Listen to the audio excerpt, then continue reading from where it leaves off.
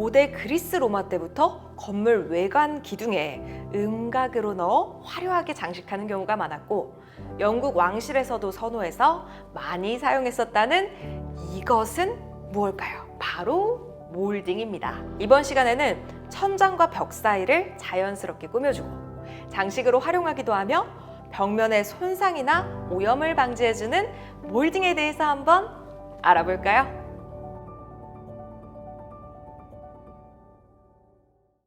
자, 제가 퀴즈 하나를 낼게요. 인테리어에서 작은 부분을 차지하고 있지만 의외로 큰 역할을 하고 있는 요소는 무엇일까요?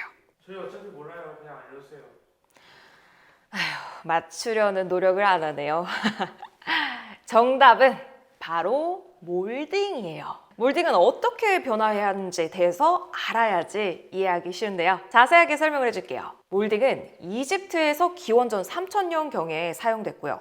메소포타미아, 크노소스, 미케네의 건축에서도 볼 수 있을 만큼 오래됐어요. 고대 그리스 건축에서 발전해서 중세를 거쳐서 현대로 이어졌고, 현대에 와서는 단순하고 기능적인 부분을 넘어서 디자인적인 부분에서 더 많이 사용되고 있어요. 우리나라가 몰딩이라는 개념을 도입한 건 대략 70년대 초반부터인데요. 이때는 디자인보다는 마감 부분에서 지저분한 것을 감추기 위한 기능적인 측면으로 사용됐죠.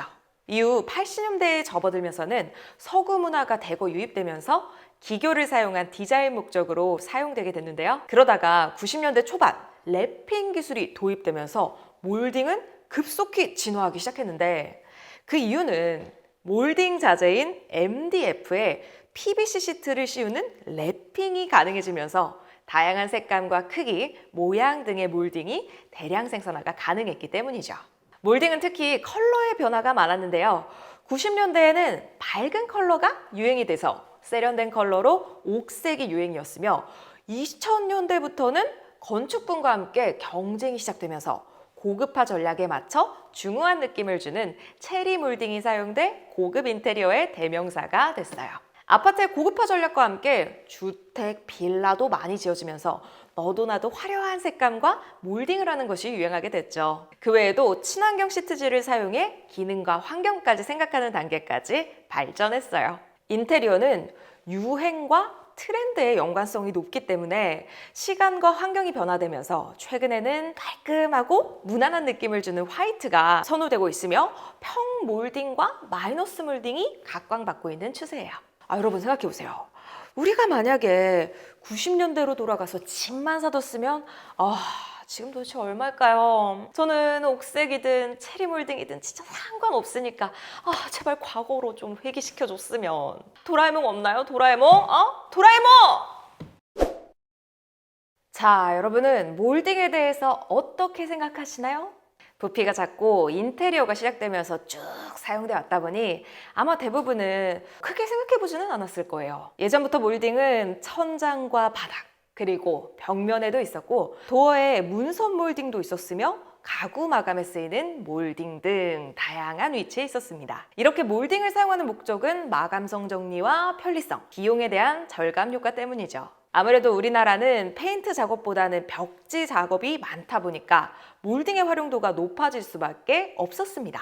왜 페인트보다 벽지 작업이 더 많은지 아시나요? 그 이유는 바로 페인트가 벽지에 비해 2배, 3배 이상 고가기 때문이에요. 단순히 제품의 금액이라기보다는 밑작업 비용에 대한 부분이 크죠. 그러다 보니 몰딩이 자재의 질이 좋아지는 기능적인 부분을 넘어 이렇게 화려하고 개성이 띠는 다양한 디자인과 소재, 컬러가 개발되고 또 발전되어 왔습니다.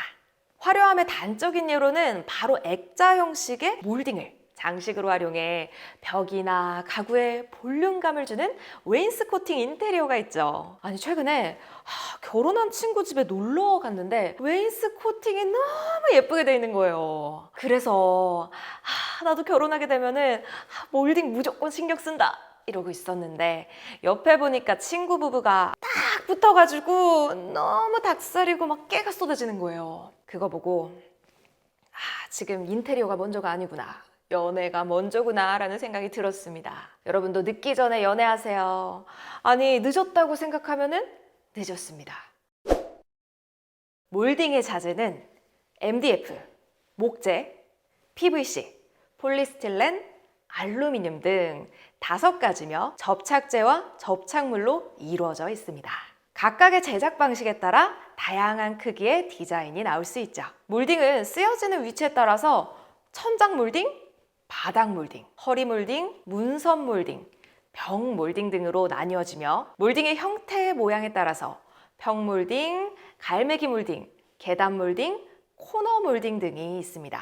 먼저 가장 대중적으로 많이 사용되는 평 몰딩. 요즘은 몰딩의 간소화가 이루어지면서 다용도로 활용 가능한 평 몰딩이 많이 선호돼요. 사이즈 자체가 다양하기 때문에 천장, 벽, 걸레바지 등 거의 모든 위치에 활용이 가능하며 곡선이나 선 형태도 없기 때문에 시공도 편리하죠. 또한 자재 색상 등의 제한도 없어서 많이 쓰일 수밖에 없는 제품입니다. 두 번째로는 벽면과 천장 사이를 이어주는 천장 몰딩입니다.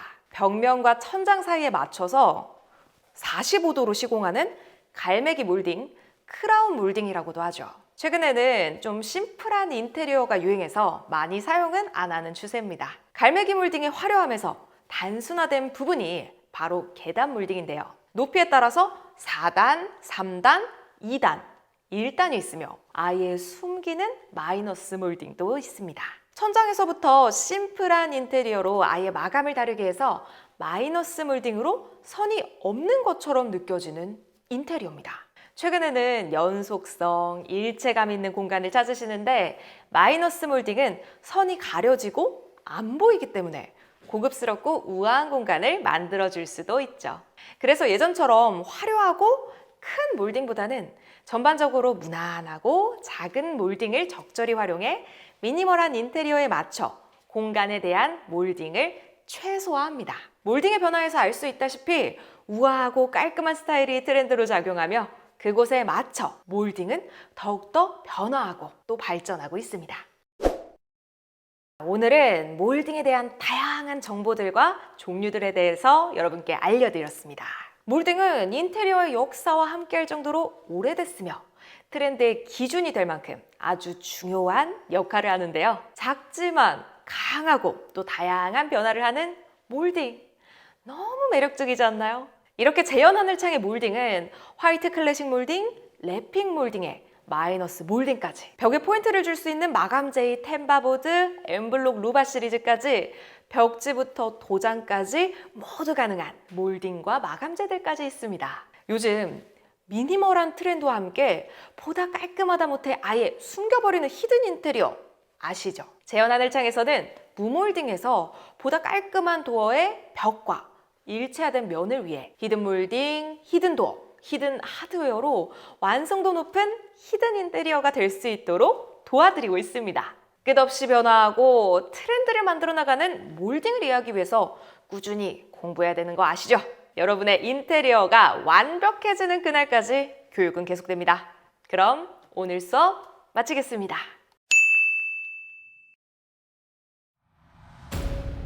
여러분, 혹시 불나본 적 있으세요? 저는 있는데 막 활활 타올라요. 너무 무서운 거예요. 근데 그때 제 눈에 들어온 게 뭐냐면요, 바로 방염 제품들이 화재를 지연시켜 준 거예요. 그래서 저는 무사히 탈출할 수 있었어요. 그래서 다음 시간에는 기능성의 끝판왕 방염에 대해서 알려드릴게요.